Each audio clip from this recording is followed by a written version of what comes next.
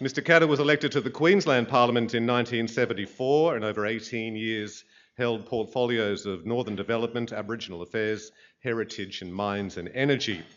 Mr Katter features in 2 books on university reading lists describing the battle to secure Indigenous land legislation in Queensland. Some of his ministerial highlights included being the minister primarily responsible for establishing the QIDC State Bank. Murdoch Press recently announced it will publish Mr Katter's 20th Century History of Australia, An Incredible Race of People. In the Federal Parliament, Mr Katter's committee service has included the House of Representatives Standing Committee on Aboriginal and Torres Strait Islander Affairs. And as federal MP, he was a key player in the battle over the Snowy Hydro.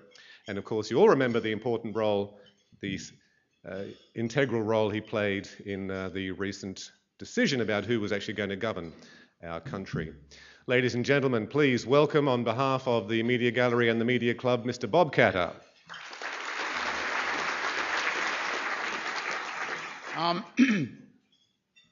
You know, for the press gallery, you must admit things have been dull, deadly dull, since the great days of the 80s where you had a story every day. And I can remember just one period of 3 days. Bajorki Peterson had gone to my good friend Neil Turner's electorate, and the woman had asked him a question about uranium, and he accused her of being a communist, and started screaming abuse. And anyway, I rang Neil afterwards and I said, was it as bad as the media made it out to be? He said, considerably worse. He actually pulled all the plugs out and then tripped over the sound gear and it all fell off the stage. And he said, she was, past tense, the secretary of my electoral council. And he went to Normanton, and Mickey Miller, a good friend of mine, Mickey was not averse to playing politics, and I'm quite sure the story that he was playing politics was 100% true, but he was also doing the trachoma eradication project up there. Well, Joe sacked he and the other 3 in the trachoma, so, you know, the poor little children up there were all going to go blind because Joe had sacked, you know, the whole trachoma team up there.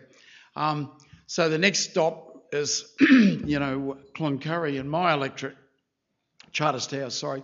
And I'm a bit like the Pope of Rome, waiting with all the enthusiasm for Attila the Hun to come down the peninsula. And Beryl's pilot comes off and she said, oh, Bob, I've got terrible news for you. Terrible news? I mean, I'm sacking the trachoma, calling, you know, an ex-Miss Australia a communist. Oh, terrible news. She said, Joe's got laryngitis and he won't be able to talk today.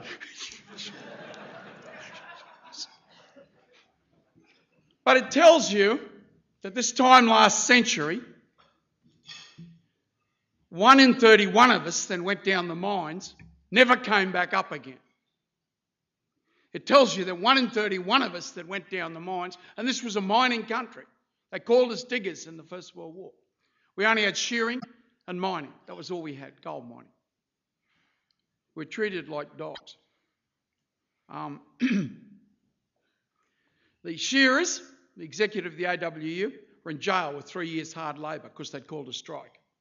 3 of them were shot dead at Dagworth Station, and Waltzing Matilda was written some 2 or 3 weeks after. In the land, well, the land was owned by people like Lord Vestey, owned 2.5% of the entire surface area of Australia. Most of that was in Queensland. English, Scottish and Australian. The sugar mills were owned by Colonial Sugar Refining Company, and they bought Kanaks out who were nothing more really than slaves to work for nothing and undermine the wages that so many of us had fought so hard for.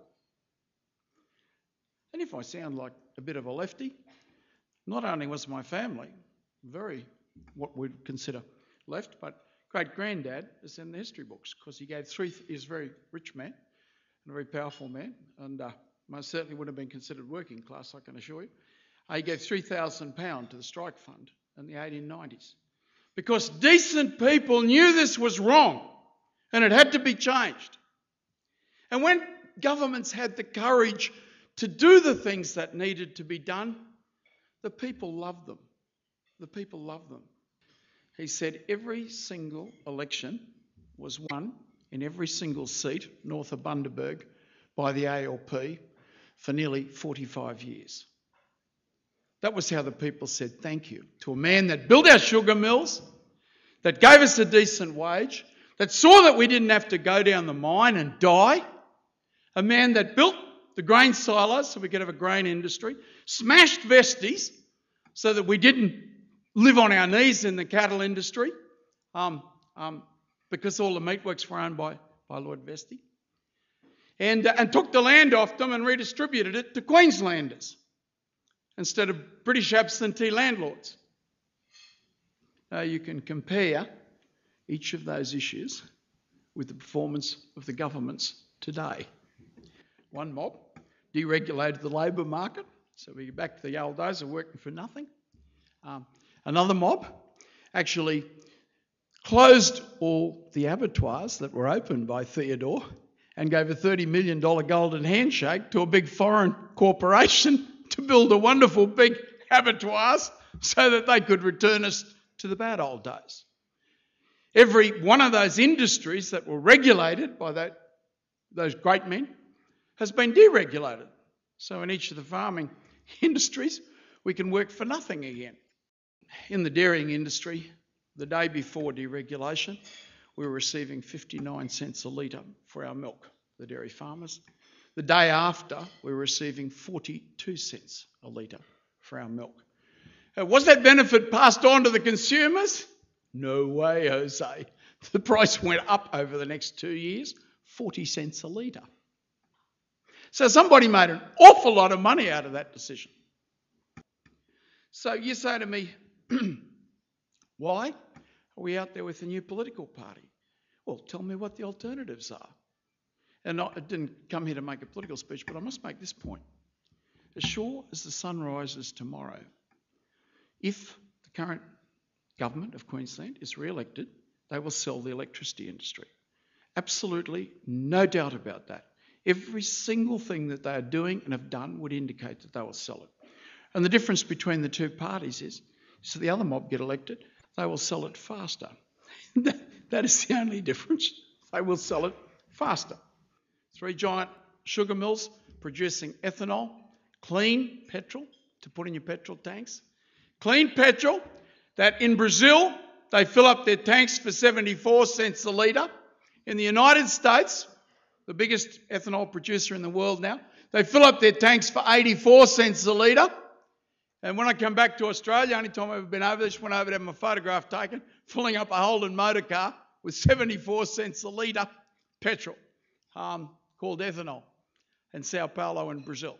And I come back to Australia, where I filled up my car for 139 cents a litre.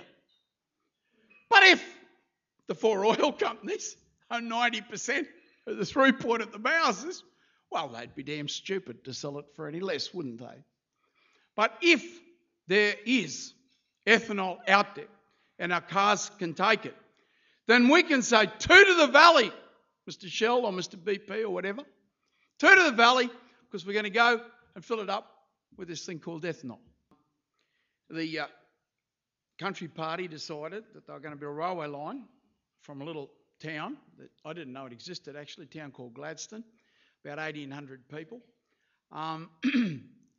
And they're going to build it to a siding called Blackwater, which was a railway siding, had no people living there at all. And so I said to Ron Cam, the minister, I said, now Cammy, let me get this right. We're building this railway line from nowhere to nowhere. Yep. We haven't got a single contract for a single tonne of anything to be carried on it. That's right. And I said, now we're going to build $1,000 million for that, $500 million for the port, and we've got nothing to go through the port. That's right. And then on top of that, we're going to build one of the 4 biggest power stations in the world, and not a single person to buy power. And he said, what are you, a little dingo cat, are you? And I said, no, Cammy, if everyone in that parliament, if I get in there, because I was running for parliament, if I get in there, if everyone walks away from you, you know I'll be the last bloke standing behind you. And his funeral, he said that I was to give the speech, the panegyric at his funeral. We were very close, Ron and myself. So he said, look, if we build a power station, the aluminium will come. He said, if we build a railway line, the coal will flow. And I said, yeah, but it'd be nice if they sent us a letter and sent it to Can I do it, John? That would be sort of nice. Well, I think within 10 years, the line cost about 700 or 800 million, and we were making $800 million a year profit off that line. And those men, Bajocki Peterson and Ron Cam, had created Australia's greatest industry. It was to carry this nation for the next 30, 40, 50 years on its back. This nation was going to be carried in the coal truck. And who do we thank? We thank, they call them visionaries. They weren't visionaries. They were just ordinary knockabout sort of blokes. Cammy had been a cane cutter in his younger days. Joe had been a missionary and then lived in a shed for about 5 or 6 years of his life driving a tractor. He was a contractor, not a farmer. And they were just ordinary people. But it was fairly simple to realise that Les Thies and Yettar were saying, we can't have a coal mine unless we've got a railway line. And the government was saying, well, we can't build a railway line until there's some coal mines there. So nothing happened. And it's the same with us today in northwest Queensland. You know, we can't open the mines up unless we've got electricity. And people say, oh, well, we're not going to give you electricity unless the mines are there. And someone has got to break the chicken and the egg situation. And that is what is called developmentalism. Now let's go in sharp contrast to bring you back to modern day Australia and modern day Queensland. In the last 2 months, I read in my newspapers where BlueScope Steel made a series of announcements that they're cutting back in Australia, and we all know that they're moving out. Yeah, you read that, you know that they're moving out. The steel industry is closing down. We have the most efficient steel industry in the world. One man in our steel industry produces 720 tonnes. The nearest to us is about 300 tonnes per man. We're 720. And yet we can't compete. Apples, we've announced that the apples are coming in. Well, we have no hope of competing against the Americans or New Zealand, where they work for $9 an hour. I don't know how you stay alive in Australia on $9 an hour. So we can't compete, so we're ta-da. We're not talking about Chinese apples, where people pick them for $9 a week. We're not talking about Chinese apples, but they'll be coming in too. This month, it'll make me sad at the end of this month because we will produce our last electric motor. This country cannot produce an electric motor. I mean, the most elementary technology. 1/3 of all electricity goes into electric motors, and we can't make them in Australia. We haven't got the technological capacity when CMG closes at the end of this month.